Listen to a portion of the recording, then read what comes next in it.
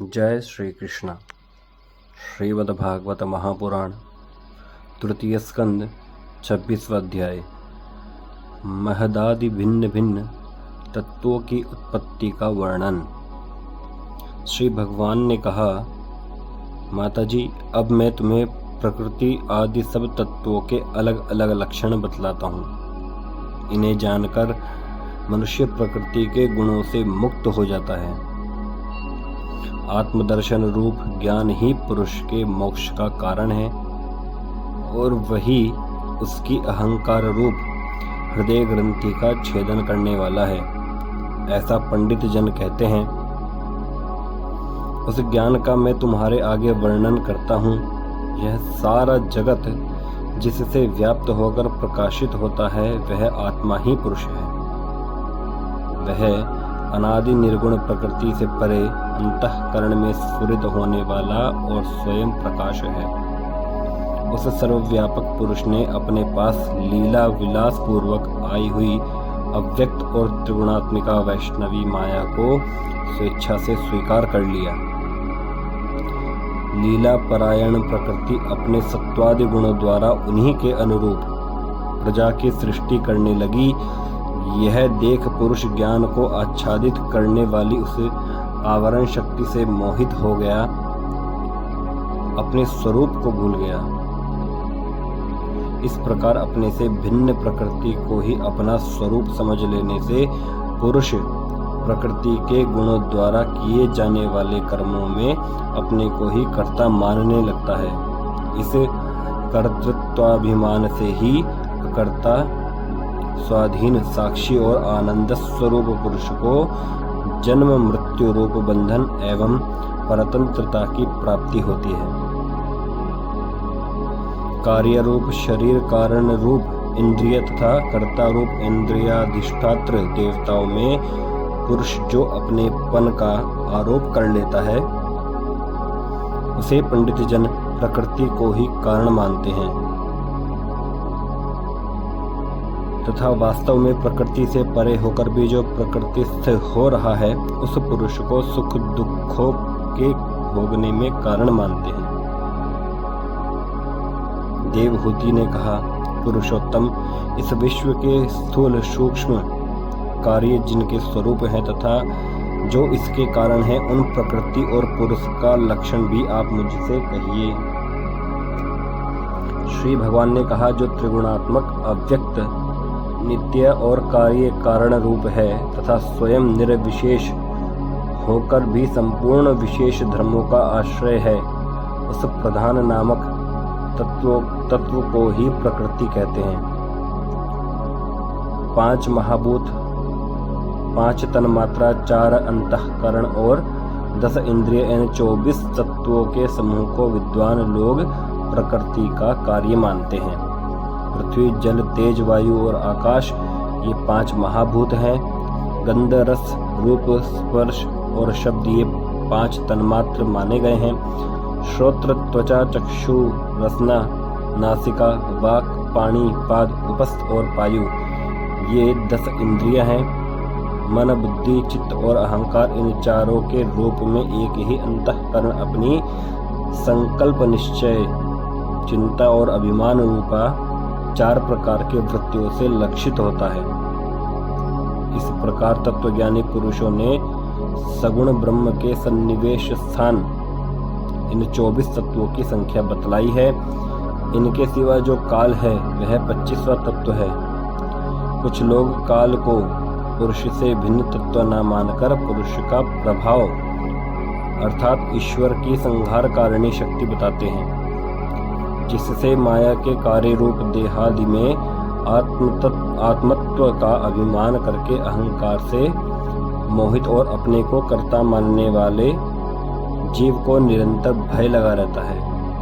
मनुपुत्री, जिनकी प्रेरणा से गुणों की साम्यावस्था रूप निर्विशेष प्रकृति में गति उत्पन्न होती है, वास्तव में वे पुरुष रूप भगवान ही काल कहे जाते हैं। इस प्रकार जो अपनी माया के द्वारा सब प्राणियों के भीतर जीव रूप से और बाहर काल रूप से व्याप्त है, वे भगवान ही 25वें तत्व हैं। जब परम पुरुष परमात्मा ने जीवों के अदृष्टवश शोभ को प्राप्त हुई संपूर्ण जीवों की उत्पत्ति स्थान रूपा अपनी माया में चित्शक्ति रूप वीर्य स्थापित किया, तो उससे तेजो में महत्तत्व उत्पन्न हुआ। लय विक्षेपादि रहित तथा जगत के अंकुर रूप इस महत्तत्व ने अपने में स्थित विश्व को प्रकट करने के लिए अपने स्वरूप को आच्छादित करने वाले प्रलयकालीन अंधकार को अपने ही तेज से पी लिया। जो सत्व गुणमय स्वच्छ शांत और भगवान की उपलब्धि का स्थान रूप चित्त है, वही महत्तत्व है और उसी को वासुदेव कहते हैं। जिस प्रकार पृथ्वी आदि अन्य पदार्थों के संसर्ग से पूर्व जल अपनी स्वाभाविक अर्थात फेन तरंग आदि रहित अवस्था में अत्यंत स्वच्छ विकार शून्य एवं शांत होता है, उसी प्रकार अपने स्वाभाविकी अवस्था की दृष्टि से स्वच्छत्व अविकारित्व तथा शांतत्व ही वृत्तियों सहित चित्त का लक्षण कहा गया है। तदनंतर भगवान की वीर्य रूप चित्त शक्ति से उत्पन्न हुए महत्तत्व के विकृत होने पर उससे क्रिया शक्ति प्रधान अहंकार उत्पन्न हुआ।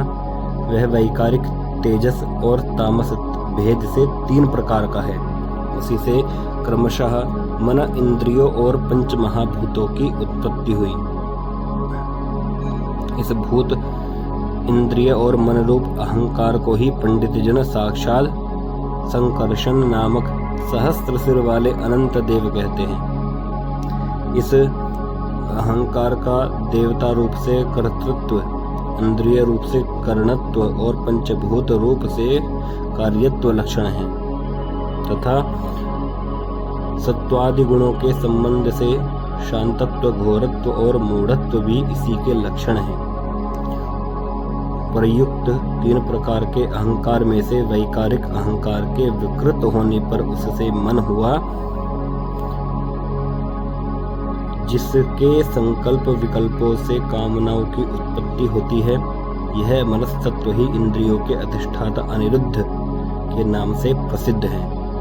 योगीजन शरतकालीन नीलकमल के समान श्याम वर्ण वाले इन अनिरुद्ध जी की शनैः शनैः मन को वशीभूत करके आराधना करते हैं।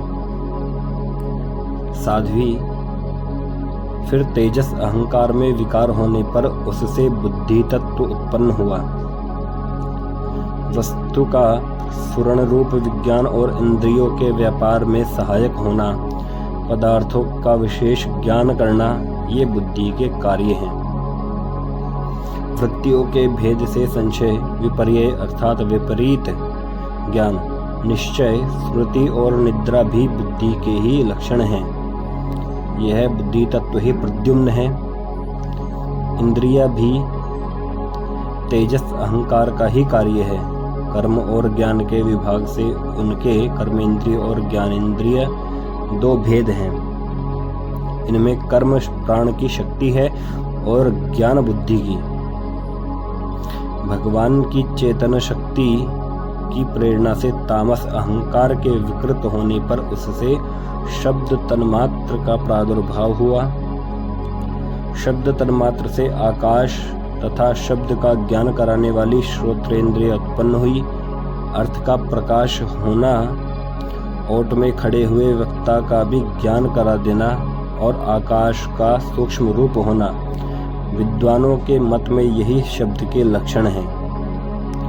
भूतों को अवकाश देना, सब के बाहर भीतर वर्तमान रहना तथा प्राण इंद्रिय और मन का आश्रय होना, ये आकाश के वृत्ति अर्थात कार्य रूप लक्षण हैं। फिर शब्द तन्मात्र के कार्य, आकाश में कालगति से विकार होने पर स्पर्श तन्मात्र हुआ और उससे वायु तथा स्पर्श का ग्रहण कराने वाली त्वगिंद्रिय अर्थात त्वचा उत्पन्न हुई। कोमलता, कठोरता शीतलता और उष्णता तथा वायु का सूक्ष्म रूप होना ये स्पर्श के लक्षण हैं। वृक्ष की शाखा आदि को हिलाना, तृणादि को इकट्ठा कर देना, सर्वत्र पहुंचना, गंधादि युक्त द्रव्य को घ्राणादि इंद्रियों के पास तथा शब्द को श्रोत्रेंद्रिय के समीप ले जाना तथा समस्त इंद्रियों को कार्यशक्ति देना, ये वायु के वृत्तियों के लक्षण हैं। तदनंतर देव की प्रेरणा से स्पर्श तन्मात्र विशिष्ट वायु के विकृत होने पर उससे रूप तन्मात्र हुआ तथा उससे तेज और रूप को उपलब्ध कराने वाली नेत्रेंद्रिय का प्रादुर्भाव हुआ। साध्वी वस्तु के आकार का बोध करना, गौण होना, द्रव्य के अंग रूप से प्रतीत होना, द्रव्य का जैसा आकार, प्रकार और परिमाण आदि हो उसी रूप में उपलक्षित होना तथा तेज का स्वरूप भूत होना, ये सब रूप तन्मात्र की वृत्तियां हैं। चमकना, पकाना, शीत को दूर करना, सुखाना, भूख प्यास पैदा करना और उनकी निवृत्ति के लिए भोजन एवं जलपान कराना, ये तेज की वृत्तियां हैं। फिर देव की प्रेरणा से रूप तन्मात्र में तेज के विकृत होने पर उससे रस तन्मात्र हुआ और उससे जल तथा रस को ग्रहण करने वाली रसेंद्रिय अर्थात जिह्वा उत्पन्न हुई। रस अपने शुद्ध स्वरूप में एक ही है, किंतु अन्य भौतिक पदार्थों के संयोग से वह कसैला, मीठा, तीखा, कड़वा, खट्टा और नमकीन आदि कई प्रकार का हो जाता है। गीला करना, मिट्टी आदि को पिंडाकार बना देना, तृप्त करना, जीवित रखना, प्यास बुझाना, पदार्थों को मृदु कर देना, ताप की निवृत्ति करना और कूप आदि में से निकाल लिए जाने पर भी वह वहां बार बार पुनः प्रकट होना, ये जल की वृत्तियां हैं। इसके पश्चात दैव प्रेरित रस स्वरूप जल के विकृत होने पर उससे गंध तन्मात्र हुआ और उससे पृथ्वी तथा गंध को ग्रहण कराने वाली घ्राणेन्द्रिय प्रकट हुई। गंध एक ही है, तथापि परस्पर मिले हुए द्रव्य भागों की न्यूनाधिकता से वह मिश्रित गंध, दुर्गंध, सुगंध, मृदु, तीव्र और अम्ल अर्थात खट्टा आदि अनेक प्रकार का हो जाता है। प्रतिमादि रूप से ब्रह्म की साकार भावना का आश्रय होना, जल आदि कारण तत्वों से भिन्न किसी दूसरे आश्रय की अपेक्षा किए बिना ही स्थित रहना, जल आदि अन्य पदार्थों को धारण करना, आकाश आदि का अवच्छेदक होना अर्थात घटाकाश, मठाकाश आदि भेदों को सिद्ध करना तथा परिणाम विशेष से संपूर्ण प्राणियों के स्त्रीत्व, पुरुषत्व आदि गुणों को प्रकट करना, ये पृथ्वी के कार्य रूप लक्षण हैं। आकाश का विशेष गुण शब्द जिसका विषय है वह श्रोत्रेंद्रिय है। वायु का विशेष गुण स्पर्श जिसका विषय है वह त्वगिंद्रिय है। तेज का विशेष गुण रूप जिसका विषय है वह नेत्रेंद्रिय है। जल का विशेष गुण रस जिसका विषय है वह रसनेन्द्रिय है और पृथ्वी का विशेष गुण गंध जिसका विषय है उसे घ्राणेन्द्रिय कहते हैं। वायु आदि कार्य तत्वों में आकाश आदि कारण तत्वों के रहने से उनके गुण भी अनुगत देखे जाते हैं। इसलिए समस्त महाभूतों के गुण शब्द, स्पर्श, रूप, रस और गंध केवल पृथ्वी में ही पाए जाते हैं। जब महत्तत्व, अहंकार और पंचभूत ये 7 तत्व परस्पर मिल ना सके, पृथक पृथक ही रह गए, तब जगत के आदि कारण श्री नारायण ने काल अदृष्ट और सत्वादि गुणों के सहित उनमें प्रवेश किया।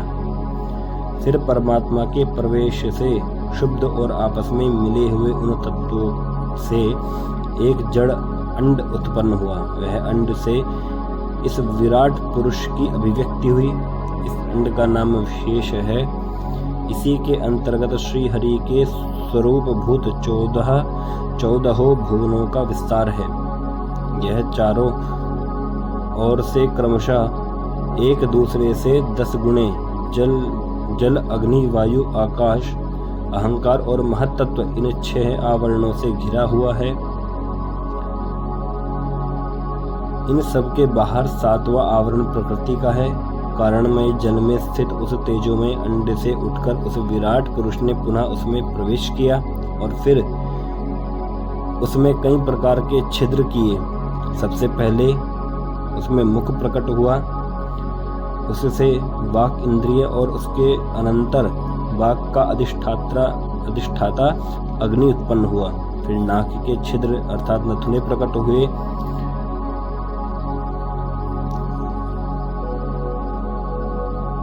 उनसे प्राण सहित घ्राणेन्द्रिय उत्पन्न हुई। घ्राण के बाद उसका अधिष्ठाता वायु उत्पन्न हुआ। तत्पश्चात नेत्र गोलक प्रकट हुए। उनसे चक्षु इंद्रिय प्रकट हुई और उसके अनंतर उसका अधिष्ठाता सूर्य उत्पन्न हुआ। फिर कानों के छिद्र प्रकट हुए। उनसे उनकी इंद्रिय श्रोत्र और उसके अभिमानी दिग देवता प्रकट हुए। इसके बाद उस विराट पुरुष के त्वचा उत्पन्न हुई। उससे रोम, मूछ, दाढ़ी तथा सिर के बाल प्रकट हुए और उनके बाद त्वचा की अभिमानी औषधियां, अन्न आदि उत्पन्न हुई। इसके पश्चात लिंग प्रकट हुआ। उससे वीर्य और वीर्य के बाद लिंग का अभिमानी आपोदेव जल उत्पन्न हुआ। फिर गुदा प्रकट हुई। उससे अपान वायु और अपान वायु के बाद उसका अभिमानी लोकों को भयभीत करने वाला मृत्यु देवता उत्पन्न हुआ। तदनंतर हाथ प्रकट हुए। उनसे बल और बल के बाद हस्तेंद्रिय का अभिमानी इंद्र उत्पन्न हुआ। फिर चरण प्रकट हुए। उनसे गति अर्थात गमन की क्रिया और फिर पादेंद्रिय का अभिमानी विष्णु देवता उत्पन्न हुआ। इसी प्रकार जब विराट पुरुष के नाड़ियां प्रकट हुई तो उनसे रुधिर उत्पन्न हुआ और उससे नदियां हुई। फिर उसके उदर अर्थात पेट प्रकट हुआ। उससे क्षुधा पिपासे की अभिव्यक्ति हुई और फिर उदर का अभिमानी समुद्र देवता उत्पन्न हुआ। तत्पश्चात उसके हृदय प्रकट हुआ। हृदय से मन का प्राकट्य हुआ। मन के बाद उसका अभिमानी देवता चंद्रमा हुआ। फिर हृदय से ही बुद्धि और उसके बाद उसका अभिमानी ब्रह्मा हुआ। तत्पश्चात अहंकार और उसके अनंतर उसका अभिमानी रुद्र देवता उत्पन्न हुआ। इसके बाद चित्त और उसका अभिमानी क्षत्रज्ञ प्रकट हुआ। जब ये क्षत्रज्ञ के अतिरिक्त सारे देवता उत्पन्न होकर भी विराट पुरुष को उठाने में असमर्थ रहे तो उसे उठाने के लिए क्रमशः फिर अपने अपने उत्पत्ति स्थानों में प्रविष्ट होने लगे। अग्नि ने वाणी के साथ मुख में प्रवेश किया परंतु इससे विराट पुरुष न उठा। वायु ने घ्राणेन्द्रिय के सहित नासा छिद्रों में प्रवेश किया फिर भी विराट पुरुष न उठा। सूर्य ने चक्षु के सहित नेत्रों में प्रवेश किया तब भी विराट पुरुष न उठा। दिशाओं ने श्रवणेन्द्रिय के सहित कानों में प्रवेश किया तो भी विराट पुरुष न उठा। औषधियों ने रोमों के सहित त्वचा में प्रवेश किया फिर भी विराट पुरुष न उठा। जल ने वीर्य के साथ लिंग में प्रवेश किया तब भी विराट पुरुष न उठा। मृत्यु ने अपान के साथ गुदा में प्रवेश किया फिर भी विराट पुरुष न उठा। इंद्र ने बल के साथ हाथों में प्रवेश किया परंतु इससे भी विराट पुरुष न उठा। विष्णु ने गति के सहित चरणों में प्रवेश किया तो भी विराट पुरुष न उठा। नदियों ने रुधिर के सहित नाड़ियों में प्रवेश किया तब भी विराट पुरुष न उठा। समुद्र ने क्षुधा पिपासा के सहित उदर में प्रवेश किया फिर भी विराट पुरुष न उठा। चंद्रमा ने मन के सहित हृदय में प्रवेश किया तो भी विराट पुरुष न उठा। ब्रह्मा ने बुद्धि के सहित हृदय में प्रवेश किया तब भी विराट पुरुष न उठा। रुद्र ने अहंकार के सहित उसी हृदय में प्रवेश किया तो भी विराट पुरुष न उठा। किंतु जब चित्त के अधिष्ठाता क्षेत्रज्ञ ने चित्त के सहित हृदय में प्रवेश किया तो विराट पुरुष उसी समय जल से उठकर खड़ा हो गया। जिस प्रकार लोक में प्राण, इंद्रिय, मन और बुद्धि आदि चित्त के अधिष्ठाता क्षेत्रज्ञ की सहायता के बिना सोए हुए प्राणी को, उसी प्रकार विराट पुरुष को भी वे क्षेत्रज्ञ परमात्मा के बिना नहीं उठा सके। अतः भक्ति वैराग्य और चित्त के एकाग्रता से प्रकट हुए ज्ञान के द्वारा उस अनंत राम स्वरूप क्षेत्रज्ञ को इस शरीर में स्थित जानकर उसका चिंतन करना चाहिए। तृतीय स्कंद 26वां अध्याय समाप्त। जय जय श्री राधे श्याम।